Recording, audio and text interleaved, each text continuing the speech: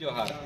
विश्व आदिवासी गौरव दिवसानिमित्त याही वर्षी आपल्या धडगाव तालुक्यात एकदम उत्साहाने मोठा प्रोग्राम साजरा केला जाणार आहे.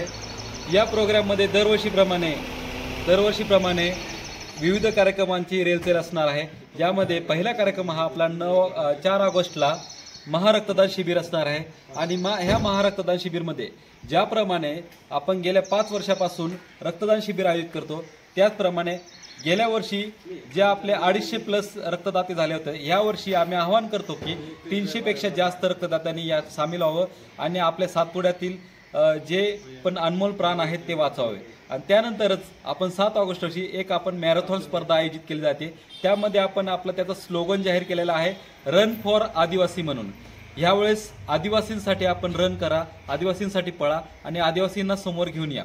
तर त्या रन फॉर आदिवासी प्रोग्राममध्ये आपण तो 4 गटात विभागलेला आहे. 4 गटांमध्ये आपण त्यांना विविध बक्षिसे देत आहोत.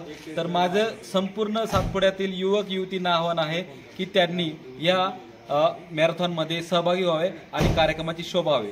आणि सर्वात महत्त्वाचा आणि शेवटचा कार्यक्रम म्हणजे आपला शेवटचा 9 ऑगस्टचा विश्व आदि दिवसाचा कार्यक्रम.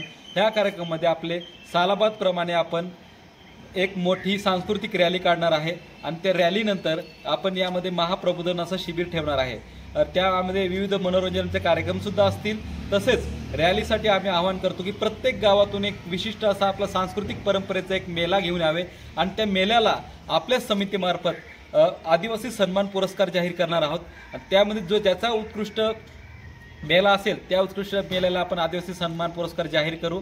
आणि त्यातच आणि आपल्या रॅलीमध्ये आपण आदिवासी पारंपरिक वाद्यांचा आपला समावेश असणार आहे. आणि त्यामध्ये आम्ही आमच्या समितीमार्फत आवाहन करतो की सदर रॅलीमध्ये सर्वांनी पारंपरिक वेशभूषेमध्ये यावे.